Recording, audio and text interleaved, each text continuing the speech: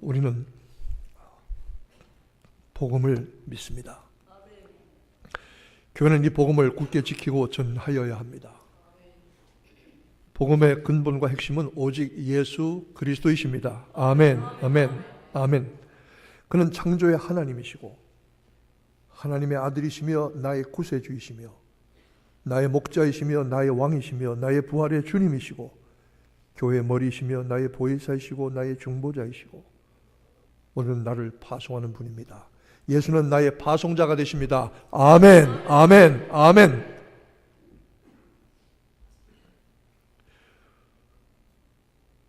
구약에 나타난 하나님의 구속의 역사는 한마디로 오라 하는 것입니다. 모든 것이 예루살렘 시온 산 중심입니다. 이스라엘 민족 중심이고 다윗의 왕권과 율법 중심입니다. 그런데 하나님의 구원의 역사는 이스라엘 민족만을 향하신 것이 아니죠. 하나님은 모든 민족들이 구원받기를 원하셨는데 구약은 오라라고 말씀하십니다. 이 오라라고 하는 말씀이 많은 예언서와 약속에 나타나 있지만 한 가지 예외가 있습니다. 그것은 요나의 예외입니다. 하나님은 요나에게 가라고 하셨습니다. 요나는 구약에 나타난 선교의 모델이라고 할 수가 있습니다. 하나님은 아수르의 니느웨 십수만 명의 생명을 귀하게 여기시고 불쌍히 여기셔서 요나를 보내서 회개의 복음을 전하게 하십니다. 그러나 요나는 순종하지 않습니다. 이스라엘 민족과 철천지 원수였던 니느웨 아수르 사람들에게 복음을 전한다? 생각도 할 수 없는 일입니다. 그는 불순종해서 가까운 니느웨보다 7배나 더 먼 스페인의 다시스라고 하는 당시의 땅끝으로 도망갑니다. 그러나 하나님은 요나를 강제로 끌어다가 니느웨 사람들에게 복음을 전하게 하시고 회개하여 돌아오게 하시는 것입니다. 그러나 예수님은 우리에게 오라고 하시 아니하시고 가라고 하십니다.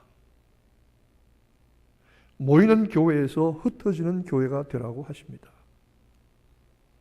사도행전 1장 8절 말씀에 보면은 너희는 오직 성령이 너희에게 임하시면 너희가 권능을 받고 예루살렘과 온 유다와 사마리아와 땅 끝까지 이르러 내 증인 되리라 이렇게 말씀하십니다.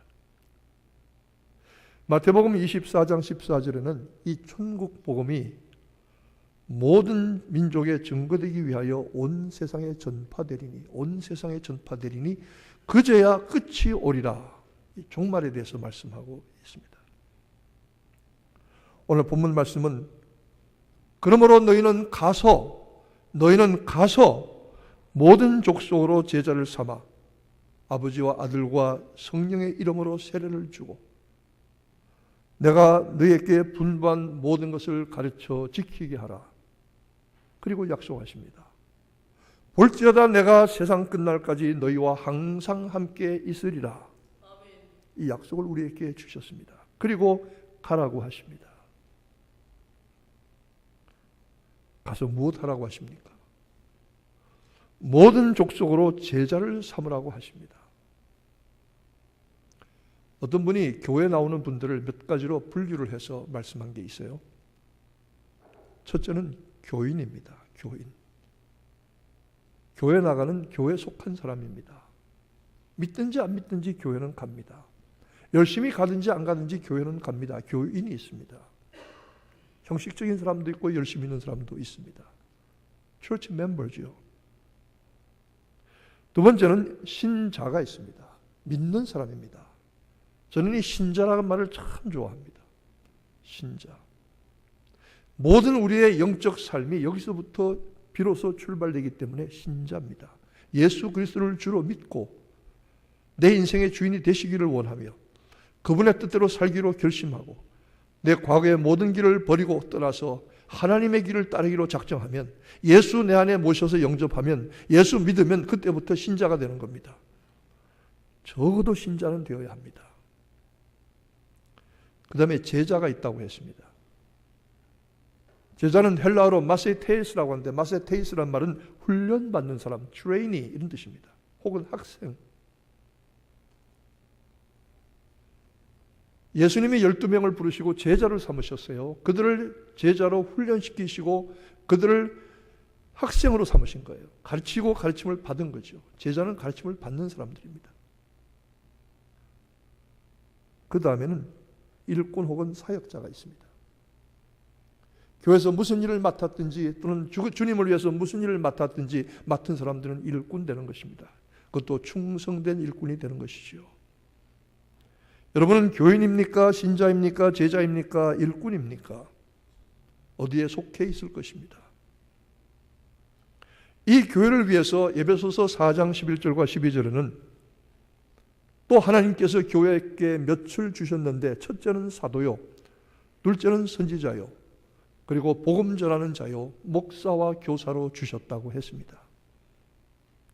이 직분들은 성도를 온전케 하며, 성도를 온전케 하여 성도들이 훈련되게 하고 성도들이 일꾼으로 갖춰지게 하고 그들로 하여금 봉사의 일을 하게 하며 그리스도의 몸을 세우게 하려 하심이라. 이와 같은 전문적인 사역자들은 교회에 보내셨고, 이 사역자들은 교회의 성도들을 훈련시키고 제자로 삼아서 또 이들은 세상에 나가서 다른 사람들을 제자로 삼는 일들을 감당하라고 가라고 하시는 것입니다. 그리스도에게 헌신된 사람들을 통해서 하나님의 나라를 세워서 완성하려고 하시는 것이죠. 그러나 이 일을 우리들에게 말씀하시면서 우리를 그냥 보내겠다고 하지는 아니하십니다. 너희는 가서 모든 족속으로 제자를 삼아 아버지와 아들과 성령의 이름으로 세례를 주고 내가 너희에게 분부한 모든 것을 가르쳐 지키게 하라. 볼지어다 내가 세상 끝날까지 항상 너희와 함께 있으리라 하신 이 말씀은, 이 가라라고 하신 말씀은 지상명령이라고 합니다. 지상명령이란 말은 땅 위의 명령이 아니고 가장 높은 큰 하나님의 명령, 그리스도의 명령, Great Commission이라는 이 말입니다. 이 말씀을 보내시면서 주님은 약속하십니다. 뭐라고 약속하십니까? 볼지어다 내가 세상 끝날까지 너희와 항상 함께 있으리라. 임마누엘의 약속입니다. 이사야서 7장 14절에 보면 주께서 친히 징조로 너희에게 주실 것이라. 보라 처녀가 잉태하여 아들을 낳으리니 그 이름을 임마누엘이라 하리라. 이렇게 말씀하고 있습니다. 마태복음 1장 23절에는 보라 처녀가 잉태하여 아들을 낳을 것이요 그 이름을 임마누엘이라 하리라. 이 말씀을 그대로 인용하면서 이를 번역한 즉 임마누엘이라는 말씀의 뜻은 하나님이 저희와 함께 계시다 함이라. 하나님이 저희와 함께 계시다 함이라. 하나님이 저희와 함께 계시다 함이라. 아멘. 이 말씀입니다. 마태복음 시작하시면서 예수님의 탄생을 임마누엘로 말씀하시고 약속하신 하나님이 마태복음 맨 마지막에도 임마누엘로 말씀하십니다. 그러니까 마태복음은 임마누엘로 시작해서 임마누엘로 끝나는 복음서입니다.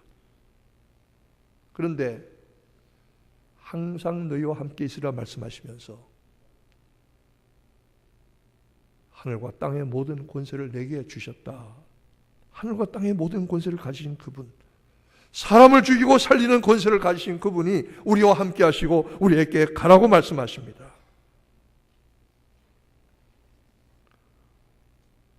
우리는 어디로 갑니까? 많은 분들이 가라고 하니까 무슨 선교사로 가야 하나, 무슨 전문적인 혹은 직업적인 이 전도자로 가야 하나 이렇게 생각할 수 있지만 아닙니다. 그렇게 가는 사람도 있을 것입니다.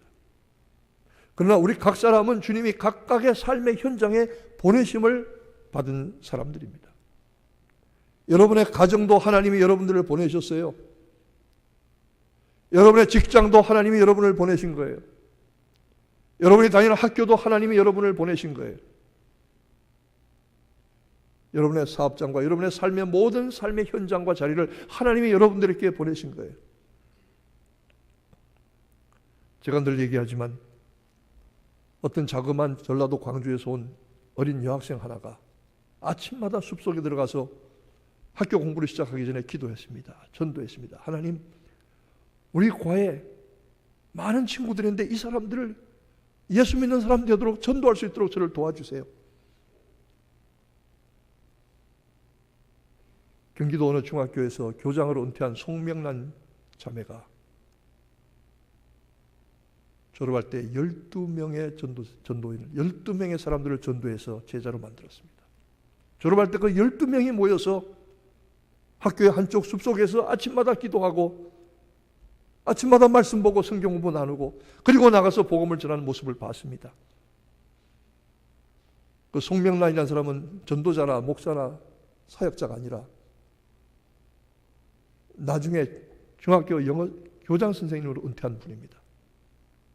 그러나 그는 자기 학교에 보내심을 받은 사람입니다. 어떤 사람이 직장에 취직을 했는데 어떤 큰 회사의 영업부에 들어갔습니다. 영업부라는 데가 참 이렇게 타락한 데거든요. 사실은 본의 아니게 교제하고 접대하고 술 먹고 돈 봉투 주고 이런 데거든요. 아침마다 들어가서 일찍이 한 30분 전에 가서 기도합니다. 책상에 앉아서 하나님, 오늘 좀 하나님이 도와주세요.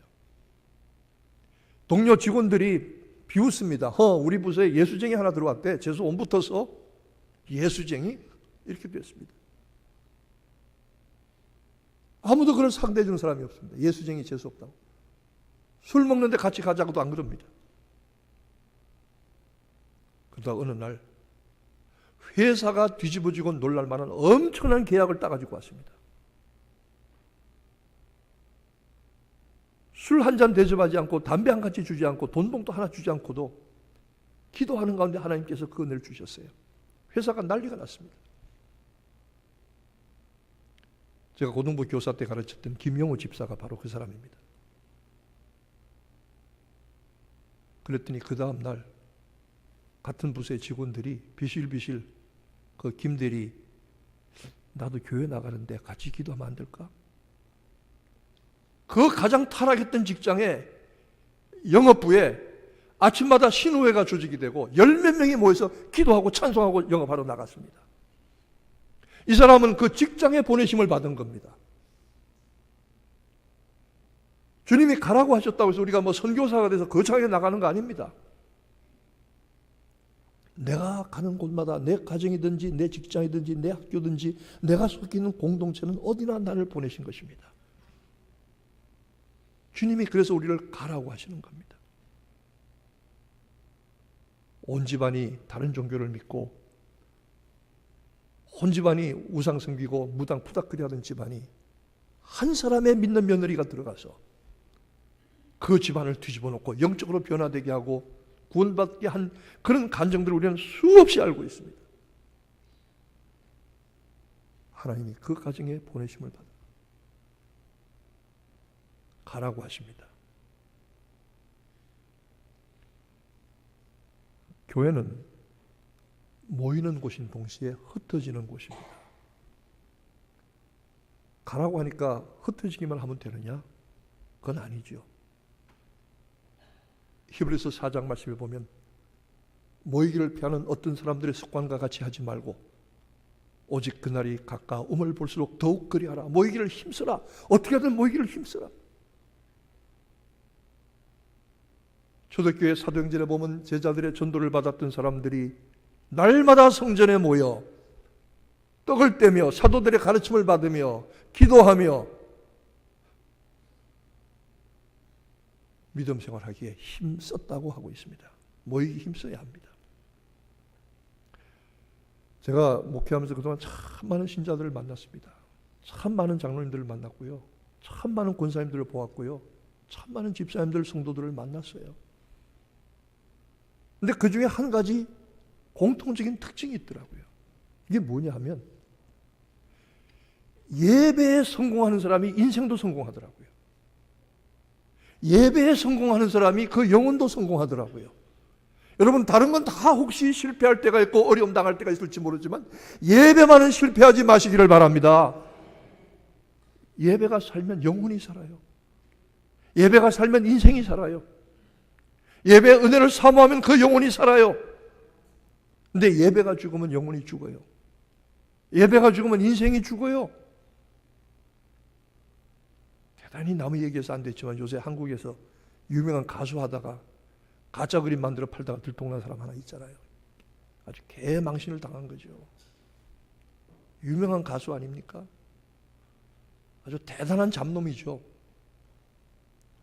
이 사람이 빌리그람 목사님이 1973년도에 여의도 와서 100만 여의도 집회할 때 저 그 자리에 있었는데 그 찬송을 부르는 데 나가서 얼마나 가슴이 감동이, 이렇게 찬송을 은혜롭게 잘 부른 가수가 우리나라에 있구나.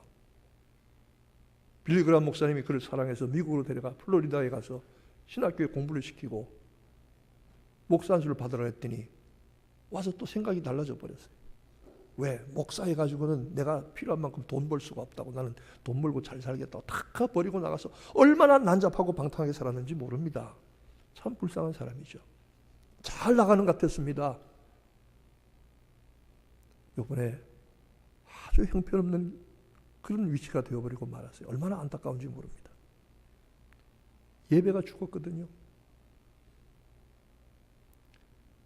이사야 선지가 바알과 아세라 우상 850명 선지자를 단독으로 대적해서 이길 때 그가 제일 먼저 한 일이 뭐냐면 무너진 이스라엘의 예배 제단을 다시 쌓은 겁니다.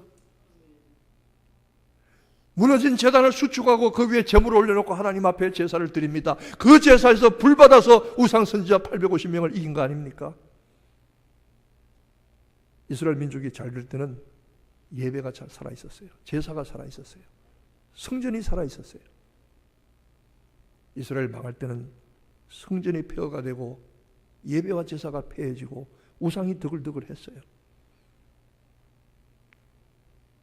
야곱이 하란에서 돌아와서 세겜 땅에 정착을 했습니다. 세겜이 아주 넉넉하고 좋은 땅입니다. 창세기 35장에 보면은 그곳에 머물려고 했는데 아주 불미한 일이 일어납니다. 야곱 일족 전체가 몰살을 당할 위기에 처했습니다. 야곱의 말이 하면 그 아들들에게 너희들 때문에 피냄새가 나게 해서 우리 일족이 여기서 멸망하게 되었다고. 엄청난 가나안 족속들을 당할 수가 없다고. 그때 엎드려 기도했더니 하나님이 하시는 말씀이 베델로 올라가라 이렇게 말씀하십니다. 야곱은 그 말씀에 크게 충격과 감동을 받았습니다. 베델로 올라가야 되겠다. 베델이 어디입니까? 야곱이 하나님을 처음 만나고 처음 제단을 쌓았던 곳이 베델입니다.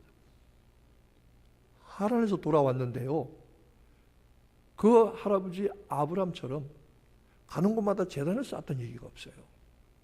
예배가 무너진 거예요. 그러니까 집안이 무너지고 자식들이 무너진 거예요. 큰 위기를 당했어요. 그럴 때 하나님께서 베델로 올라가라, 예배를 회복해라 말씀할 때 야곱은 즉시 모든 것을 다 버리고 모든 우상의 기물들을 다 버리고 베델로 올라가서 제사를 드렸습니다. 그때에 하나님이 주변의 대적들을 두렵게 하사 야곱을 쫓아가지 못하게 하셨더라. 여러분, 예배가 살면 영혼이 삽니다. 예배가 살면 인생이 삽니다. 예배가 죽으면 영혼도 죽고 인생도 죽습니다. 예배를 통해서 은혜를 받고 예배의 생명을 받는 여러분 되시기를 축원합니다. 그것은 우리의 선택입니다. 그러나 교회는 모이기만 하는 곳이 아니잖아요. 흩어져야 되잖아요. 왜? 가라. 흩어지라고 하는 말씀을 순종하지 않으면 하나님이 강제로 흩으셔요. 해방 전에 전국의 모든 교회 숫자가 평안도의 교회 숫자만 못했어요. 전국의 모든 신자의 수가 평안도의 신자 수만 못했어요. 평양을 동방의 예루살렘이라고 그랬어요. 기라성 같은 목회자들, 신앙의 위인들이 거기서 나왔어요. 그런데 흩어지지 않았어요. 하나님이 김일성이 통해서 강제로 흩으신 거예요. 그래서 남쪽으로 내려와서 남쪽에 교회가 세워지고 부흥되게 된 거예요. 그리고 그분들이 이민 사회까지 오늘 여기까지 온 거예요. 그래서 한국 교회가 선교의 사명을 감당하게 하신 거예요. 예루살렘 교회가 흩어지지 아니하니까 하나님은 스데반을 죽이시고 12제자 중에 하나인 야고보를 죽이셔서 강제로 흩어지게 하십니다. 스데반의 순교 후에 사도들 외에는 다 각지로 흩어지니라. 그래서 사마리아도 올라가고 안디옥도 올라가고 하나님께서 흩으시는 거예요. 왜? 교회는 모이기만 하는 것이 아니라 가라고 하신 말씀대로 순종하여 가서 흩어져야 합니다. 오늘 우리는 각각 자기의 삶의 현장으로 자기가 속한 곳으로 흩어져 가야 합니다. 새 언약의 교회는 복음을 위하여 땅끝까지 가라는 명령을 받은 교회입니다. 전도와 선교의 사명 다 감당할 때에 그리스도께서 재림의 주로 다시 오실 것입니다. 그분이 우리를 보내시고 우리에게 한 일을 결산하실 것입니다. 우리는 혹시 은혜를 받고 사명을 받아서 멀리 선교의 직분을 받아 나갈 수도 있고, 또 한 교회에 정착하면서 목사와 교사로 봉직하여 주의 뜻을 이룰 수도 있고, 그러나 우리는 어찌되었든 우리의 삶의 현장에, 그것이 가정이든지 학교든지 직장이든지 일터든지 어느 곳이든지 우리 성도의 마음속에 나는 보내심을 받은 사람이다.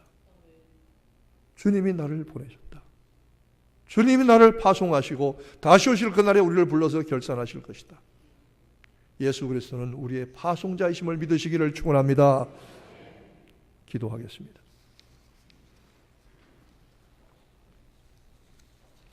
하나님, 열심히 모이는 교회가 되게 하시고 예배가 살아있는 교회가 되게 하시고 예배 은혜를 사모하는 교회가 되게 하시고 예배가 살아있고 영혼이 살고 인생이 사는 신자들이 되게 하여 주옵소서.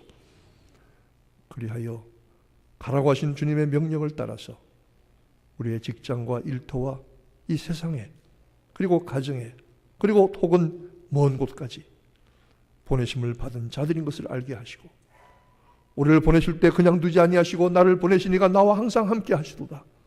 볼지어다 내가 세상 끝날까지 너희와 항상 함께 있으리라 하신 이 약속의 말씀을 붙들고 살게 하여 주옵소서. 인생의 때로는 어려운 일도 있고 감당치 못할 일도 있지만 나를 보내시니가 나와 함께 하시도다. 내가 항상 그의 기뻐하시는 일을 행함으로 나를 혼자 두지 아니하셨느니라. 임마누엘의 약속을 붙들고 오늘도 살아가게 하시고 승리하게 하시기를 예수님의 이름으로 기도하옵나이다. 아멘.